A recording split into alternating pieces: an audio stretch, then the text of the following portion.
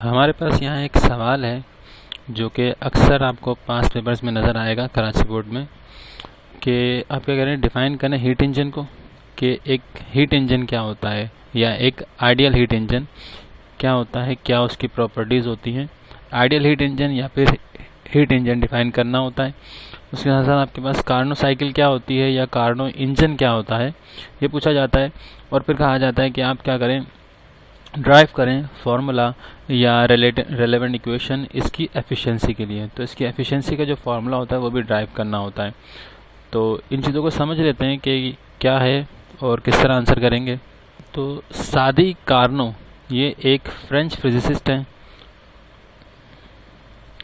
सादी कार्नो ये एक फ्रेंच फिजिसिस्ट हैं जिन्होंने क्या किया था, जिन्होंने कुछ स्टेप्स बताए थे। एक प्रोसीजर था, चंद स्टेप्स थे जिनको फॉलो करते हुए आप क्या कर सकते हैं, एक आइडियल हीट इंजन बना सकते हैं। ये इनके स्टेप्स थे, इनका ये काम है। और उन स्टेप्स को हम क्या कहते हैं, हम उन स्टेप को कार्नो साइकिल कहते हैं। और उन स्टेप्स के ऊपर जो इंजन वर्क करे उसको क्या कहेंगे, कार्नो इंजन कह देंगे। ठीक है, तो ये बेसिकली बस थोड़ा सा इसके अंदर क्या है, फ़र्क है। अच्छा, कार्नो ने जो साइकिल हमें दी थी या कार्नो का जो इंजन था, कार्नो का जो इंजन था हमारे पास वो एक आइडियल हीट इंजन था।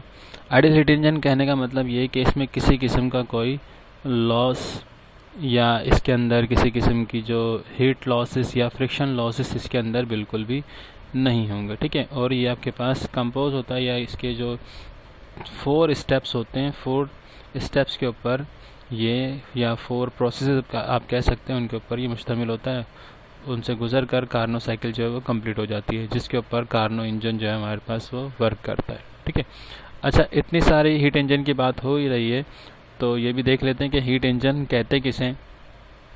तो कोई भी ऐसी मशीन या कोई भी ऐसी डिवाइस जो क्या करे, जो आपके पास हीट को कन्वर्ट करे मैकेनिकल वर्क डन में। ठीक है, जिससे आप क्या कर सकें, किसी किस्म का कोई मैकेनिकल वर्क करवा सकें।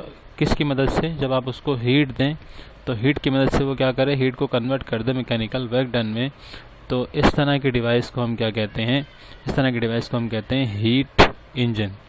जैसे कि आपके पास गाड़ी होती है, कार, कार को आप क्या करते हैं, आप फ्यूल प्रोवाइड करते हैं। फ्यूल बर्न होता है, बर्न होने से क्या होती है, हीट जनरेट होती है। और हीट जनरेट होने के बाद वो आपके पास इसके अंदर एक सिलेंडर होता है, सिलेंडर के अंदर आपके पास एक पिस्टन होता है। तो सिलेंडर के अंदर जब ये आपके पास फ्यूल बर्न होता है, फ्यूल बर्न की वजह से हीट जनरेट होती है और वो फिर पिस्टन जो है वो एक्सपेंड करता है, एक्सपेंड करता है। तो क्या होता है, आपके पास गाड़ी जो है आगे प्रोपेल होती है। ठीक है, तो इस तरह से क्या होता है, आपके पास ये फ्यूल की वजह से हीट जनरेट हुई, हीट की वजह से क्या हुआ, आपके पास मैकेनिकल वर्क डन हो गया। तो इसलिए कार भी क्या है, एक हीट इंजन है। मतलब कार हीट इंजन नहीं है, कार के इंजन जो इंजन लगा हुआ है जिससे वो वर्क करता है वो हीट इंजन है। ठीक है, इस तरह से ट्रेन में भी होता है हीट इंजन, बाइक में भी होता है, एयरप्लेन में भी होता है। तकरीबन तमाम ये हमारे पास जो व्हीकल्स होती हैं ये किस पर प्रोपेल होती हैं, हीट इंजन के ऊपर प्रोपेल होती है। ठीक है, अच्छा, ये बात वही हीट इंजन के बारे में कि हमारे पास जो कार्नो का दिया हुआ हीट इंजन होगा वो कैसा होगा, वो बिल्कुल परफेक्ट इंजन होगा, एक आइडियल हीट इंजन होगा। उसमें किसी भी किस्म का कोई लॉस नहीं होगा, कोई फ्रिक्शन नहीं होगी और इसकी एफिशिएंसी भी जो है वो 100% होगी। ठीक है, तो इसकी एफिशिएंसी 100% होने का मतलब ये है कि अगर इसके अंदर जो हीट जनरेट होगी, फ़र्ज़ कर लें वो 50 जूल की हीट जनरेट हुई, तो ये मैकेनिकल जो वर्क डन करेगा वो भी कितना करेगा, वो वर्क डन भी ये 50 जूल का ही कर देगा। इसके अंदर किसी किस्म का कोई लॉस नहीं होगा, लॉस नहीं होगा। इसीलिए इसको कैसा इंजन कहेंगे, परफेक्ट इंजन कहेंगे या फिर हम इसको आइडियल इंजन कहेंगे। नॉर्मली आइडियल इंजन जो है वो प्रैक्टिकल लाइफ में नहीं होता।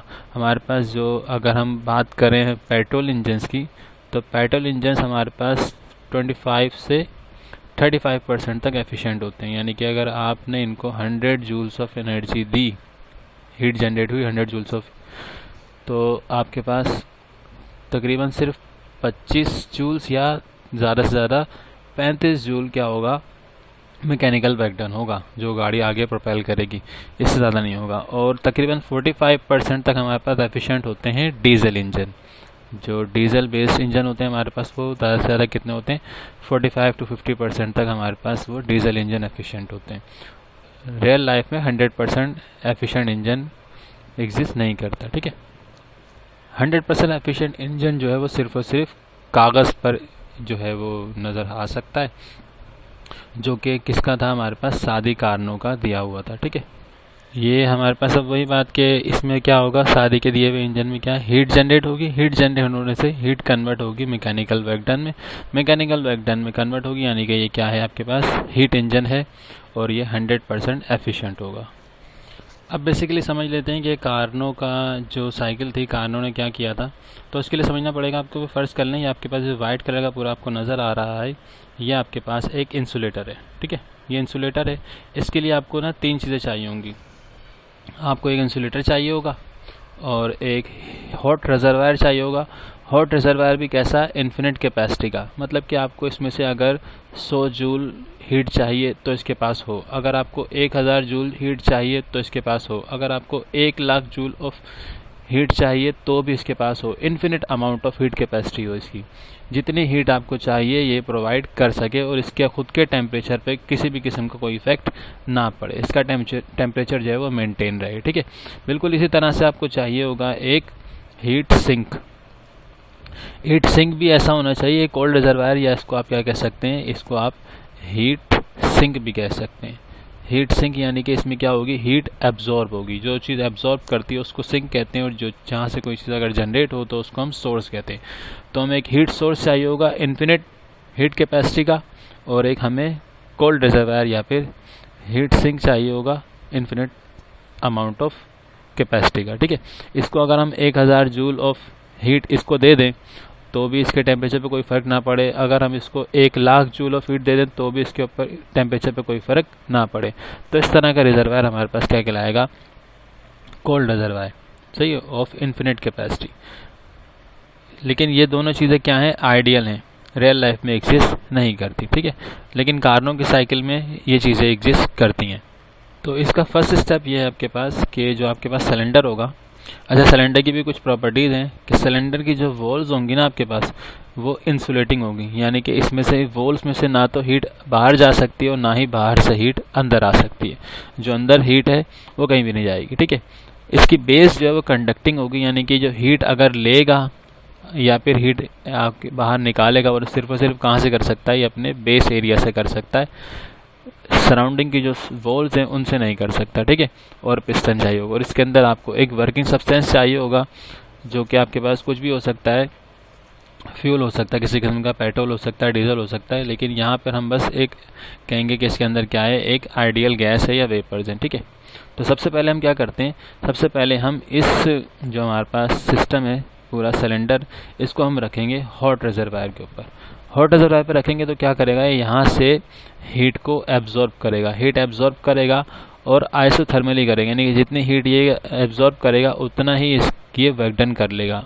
इसका खुद का टेम्परेचर जो है वो इंक्रीज़ नहीं करेगा। ये जो प्रोसेस होगा आइसोथर्मल एक्सपेंशन होगा, यानी कि इसके अंदर जितनी भी हीट इसको मिली वो सारे की सारी कन्वर्ट हो जाएगी मैकेनिकल वर्क डन में, ठीक है। और इसकी टेम्परेचर पे किसी किस्म का कोई इफेक्ट नहीं पड़ेगा, ठीक है। तो ये हमारे पास ये पीवी डायग्राम है, आपके पास पीवी डायग्राम है प्रेशर वर्सेस वॉल्यूम की। तो जो आपके पास कर्व है ऑलमोस्ट स्ट्रेट लाइन है, लेकिन ये जो कर्व है ये शो करता है किसको, आइसोथर्मल प्रोसेस को। तो पहला प्रोसेस हमारे पास होता है आइसोथर्मल एक्सपेंशन। एक्सपेंशन क्यों कह रहे हैं, क्योंकि जितनी हीट इसने एब्जॉर्ब की उतना ही ये क्या हो गया, एक्सपेंड हो गया, गैस एक्सपेंड हुई है इसलिए एक्सपेंशन। और आइसोथर्मली हुई यानी कि इसके टेम्परेचर पे किसी किस्म का चेंज जो है वो नहीं आया, चेंज इन टेम्परेचर 0 है, that's why this process is called as isothermal expansion, ठीक है। उसके बाद हम क्या करते हैं, हम इस सिलेंडर को उठाकर इंसुलेटर पे रख देते हैं, that is the second process of Carnot cycle. हम इसमें जो हमारे पास सिलेंडर है इसको उठाकर हम इंसुलेटर पे रख देते हैं। इंसुलेटर पे रखने के बाद ये प्रोसेस होता है हमारा एडियाबैटिक एक्सपेंशन। एडियाबैटिक एक्सपेंशन का मतलब ये है कि इसके अंदर से आप देखें इसकी वॉल्स तो कैसी हैं, वॉल्स तो नॉन कंडक्टिंग है। अब बेस को भी हमने कहाँ रख दिया, इंसुलेटर पे रख दिया, ठीक है। तो इसमें यानी कि इंसुलेटर पे रखा है, तो अब इसमें किसी किस्म का कोई हीट एक्सचेंज नहीं हो सकता, तो चेंज इन हीट क्या रहेगा, ज़ीरो रहेगा। तो वॉल्स तो आपकी थी नॉन कंडक्टिंग, और बेस भी अब इंसुलेटर पे आ गई, तो कहीं से भी हीट का निकलने का जो अमल है वो मुमकिन नहीं है, और ना ही इसमें हीट कहीं से आ सकती है। तो अब ये पूरा आइसोलेट हो गया सराउंडिंग से। अब अगर ये आपके पास पिस्टन ऊपर की तरफ जाता है, तो पिस्टन जितना ऊपर जाएगा, यानी कि जितना वर्क डन होगा वो सारा का सारा इसकी इंटरनल एनर्जी से आएगा, तो इसकी इंटरनल एनर्जी में चेंज आएगा, लेकिन बाहर से ना कोई हीट आ सकती है और ना ही जा सकती है। That's why this process called as adiabatic expansion. Expansion इसलिए हो रहा है क्योंकि ये एक्सपेंड कर रहा है, ठीक है। उसके बाद फिर हम इसको उठा के रख देते हैं, ये हमारे पास जो इन्फिनिट कैपेसिटी का हमारे पास कोल्ड रिजर्वायर था ना, इस कोल्ड रिजर्वायर पे या हीट सिंक भी इसको कह सकते हैं, उसके ऊपर रख देते हैं। जब हम इस पर रखेंगे तो कोल्ड रिजर्वायर क्या कर सकता है, हीट को एब्जॉर्ब कर सकता है, तो इसमें से वो क्या करेगा, हीट को इसमें से अपने अंदर एब्जॉर्ब कर लेगा। अब ये एब्जॉर्ब भी किस तरह से करेगा, आइसोथर्मल या कंप्रेशन होती है।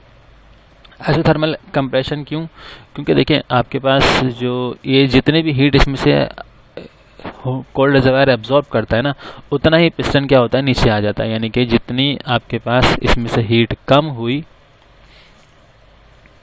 उतना ही इसने क्या कर लिया, वर्क डन कर लिया, और वर्क डन नेगेटिव होगा क्योंकि ये जो सिस्टम है वो कंप्रेस हो रहा है, ठीक है। तो इसलिए इसको कहते हैं आइसोथर्मल कंप्रेशन, ठीक है। इसके बाद हम क्या करेंगे, इसको दोबारा से उठाकर इंसुलेटर पर रख देंगे। अब दोबारा से इंसुलेटर पर रखेंगे तो ये सिस्टम जो है दोबारा से क्या होता है, थोड़ा सा कंप्रेस होता है।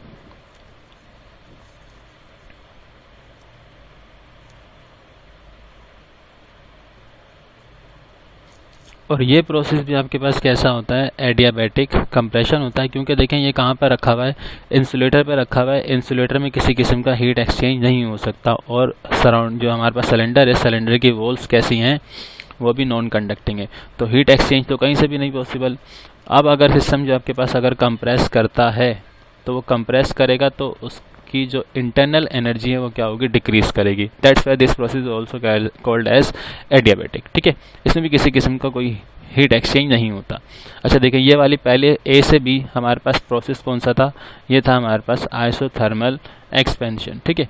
फिर बी से सी आपके पास टेम्परेचर डिक्रीज किया, लेकिन हीट में किसी किस्म का चेंज नहीं आया, इसलिए हमारे पास ये क्या था, हमारे पास एडियाबैटिक एक्सपेंशन था। फिर सी से लेकर डी तक का जो प्रोसेस है आपके पास, वो कैसा था, वो आपके पास आइसोथर्मल कंप्रेशन थी। सिस्टम जो है हमारे पास कंप्रेस हुआ था, लेकिन उसके टेम्परेचर पे किसी किस्म का कोई इफेक्ट नहीं पड़ा था। फिर डी से लेकर दोबारा ए तक का जो प्रोसेस आपके पास, ये एडियाबैटिक कंप्रेशन है। इसमें आपके पास सिस्टम जो है उसका टेम्परेचर जो है वो डिक्रीज होगा, कंप्रेस होगा, लेकिन उसके अंदर से किसी किस्म की जो हीट है वो इवॉल्व नहीं होगी, ना ही एब्जॉर्ब होगी, ठीक है। उसकी अमाउंट ऑफ जो एनर्जी है वो कांस्टेंट रहेगी। तो इन 4 स्टेप को अगर फॉलो किया जाए तो सिस्टम ने जहाँ से स्टार्ट लिया था, दोबारा क्या होगा, वो 4 प्रोसेस को फॉलो करते करते दोबारा से उसी स्टेज पर वापस आ जाएगा। तो इसमें किसी भी किस्म का हमारे पास हीट लॉस जो है वो नहीं होगा, ठीक है। तो ये थे 4 स्टेप जिनको कार्नो ने बताया था, इनको अगर फॉलो किया जाए तो हम ऐसा इंजन बना सकते हैं जो कैसा होगा, आइडियल होगा, आइडियल होगा, परफेक्ट होगा, जिसके अंदर किसी भी किस्म का लॉस नहीं आएगा। लेकिन इतनी इन्फिनिट अमाउंट का हीट सोर्स बनाना और इतनी इन्फिनिट अमाउंट का हीट सिंक बना पाना नामुमकिन है, ठीक है। और ऐसा सिलेंडर जिसकी जो वॉल्स हैं वो नॉन कंडक्टिंग हो, ऐसा भी नामुमकिन है। हम इस चीज़ को मिनिमाइज तो कर सकते हैं, लेकिन इसको बिल्कुल आइडियलाइज नहीं कर सकते। That's why in reality ideal engine is not possible, ठीक है। आइडियल इंजन रियलिटी में तो पॉसिबल नहीं है। अब हम कर लेते हैं इसकी डेरिवेशन जो हमें करनी है इसकी एफिशिएंसी के लिए, ठीक है। तो डेरिवेशन करेंगे किसके लिए, एफिशिएंसी के लिए, ठीक है। एफिशिएंसी जो होती है हमारे पास, इसका जनरल फार्मूला होता है हमारे पास कि आपके पास आउटपुट कितना मिला और आपने इनपुट कितना दिया था, इसको आप मल्टीप्लाई करवा दें 100 से, ठीक है। तो हमारे पास क्या होता है, एक सिलेंडर होता है और सिलेंडर के साथ अटैच्ड होता है एक पिस्टन, ठीक है।